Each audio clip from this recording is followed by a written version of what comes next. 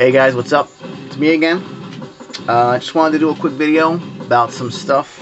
Don't have anything really major to go over, but I wanted to preview a couple of things that I'm going to be doing videos on. And also wanted to show you guys some of the stuff that I got today. This right here is quite possibly the finest paintbrush that you will ever use. Well, it's the finest paintbrush that I'll ever use. I don't know if you're ever going to buy one. But this is a Winsor & Newton Series 7 paintbrush.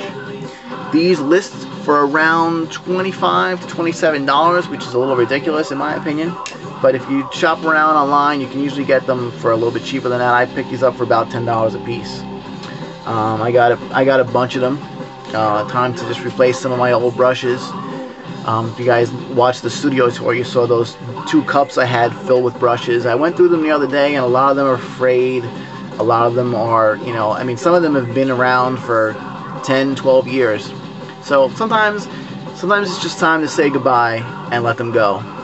They could be, the best brushes in the world, but everything's gonna wear out. With proper care, you can have a brush for many, many years. Like I said, some of the brushes that you saw in my little studio tour have been in my little arsenal for 10 or 12 years. But it was time to get rid of a bunch of them. I won't throw them away. I'll still keep them. I'll use them for doing dry brushing. I'll use them for doing base coating. Anything that's not really small, minute detail work. I'll also use them if I'm going to be using any kind of brush on rubber, because the rubber does not come out of your brushes. I usually buy the packs of like kids brushes. Usually get these here. I happened to just buy some the other day. Usually get like 10 of these for $1. I'll usually have a whole bunch of these laying around, so that if I need to do any kind of work with rubber, or I have a couple of different things that are enamel based, and I don't keep any kind of paint thinner or anything like that around, simply because I don't use enamel based product a lot. So I'll use a cheap brush, I'll apply what I have to apply, and I'll just throw the brush in the garbage. It's easier that way. So a lot of the older brushes that I have that are no longer suitable for doing the detail work that I do, those will just become they'll go into the my little pool of cheap brushes, and they'll get used that way. Like I said, these Winsor & Newton Series 7 are quite possibly the best brushes made today. They're made of the finest materials. I believe they're all handmade in England. I could be wrong on that. I don't really know. I don't know the history of the brushes. All I know is that they're great. I've had a couple before. I still have them, but like I said, over time everything wears out. But speaking of that, one thing that you can use, something else that I bought a couple of weeks ago, is brush cleaner and restorer. It's also happens to be by Winsor & Newton. You'd think I was getting paid by that company for showing all their product here, which I'm not, by the way. But what I do with this is, after I do a paint application, I'll wash my brush with a little bit of soap and water, and then I'll stick it in, I usually keep a little jar here. You can see it's a little bit dirty now because I've been using it for a while. I usually keep a little jar, and I'll twirl my brush around in there for about a minute and let I don't know what this is made of, whatever kind of chemical it's made of. It really helps to clean out any kind of dry paint that might be stuck in the ferrules. You can see this one here. I don't know if you can see it, but I haven't used this brush in a while, so it does have like a little bit of dark spots at the base of the brush and the ferrules where the bristles go into the metal here. You really should try to not get paint there when you're painting. You should try to put as little paint on your brush as possible. It makes cleanup a lot easier, and it'll help prolong the life of your brushes. But when you do end up getting paint on your brush, or sometimes I know me personally, sometimes if I'm painting, the phone rings, or my girlfriend asks me a question, or something happens and I have to put my brush down for a minute and run outside. I hear a noise and one of the cats is doing whatever he's doing. I have to go investigate a strange noise from one of the cats. I'll put the brush down, and then you go outside, then you get distracted. I start watching TV, I start talking to my girlfriend, I'll go online for 5 minutes, and before I know it, I'm outside for an hour. So you come back in and your brush is hard as a rock.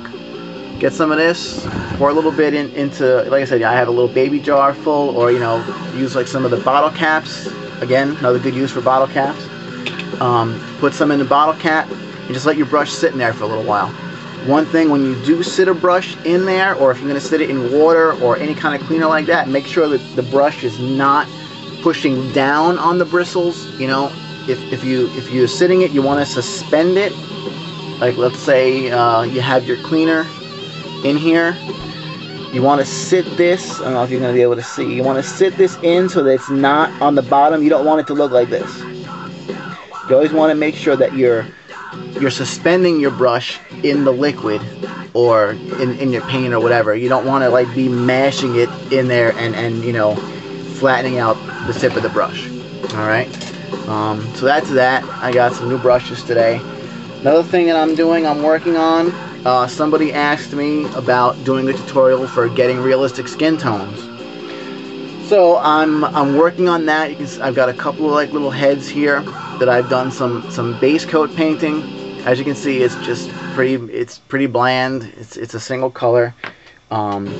Basically did those with this here, Reaper Master Series Fair Skin. My next step is going to be to make a wash with some shadow and do a dry brush with some highlight. Like I said in one of my other videos, Reaper's great about doing their triads. Like basically when you buy this, it comes in a pack together. The fair skin, the highlight, and the shadow. You can buy them separately too, but these all come in a pack together. Then they call them the triads. And like I said, this way you know what color to paint and then what color to use for a highlight and what color to use for a shadow. It takes a lot of the guesswork out, basically is what I'm trying to say. That's about it for now. Like I said, I was just excited that I got some new brushes today. I got some other ones too. I got these here, which are another Winsor & Newton. These are the Silver Black Velvet series. I've never used these before, but they were around $6. So they're probably, you know, better than what you'll find at the craft store. Picked up 2 of those. And I also picked up a couple of these, which are another Winsor & Newton. These are the Eclipse series. Now, if you're wondering why these are so long, you can see, you know, actually you can't see because my camera is too close. You can see the difference between this, which is the black velvet brush that I just showed you, and then this one, which is the Eclipse brush, which is so much longer. Basically the only difference is this one is considered a watercolor brush. I'm sorry, this one is considered an acrylic brush. This is considered a watercolor brush. And they're basically constructed the same. If I was to get the same series as this in an acrylic and a watercolor, the watercolor is going to be longer. I'm sorry, the watercolor is going to be shorter. I'm a little confused today.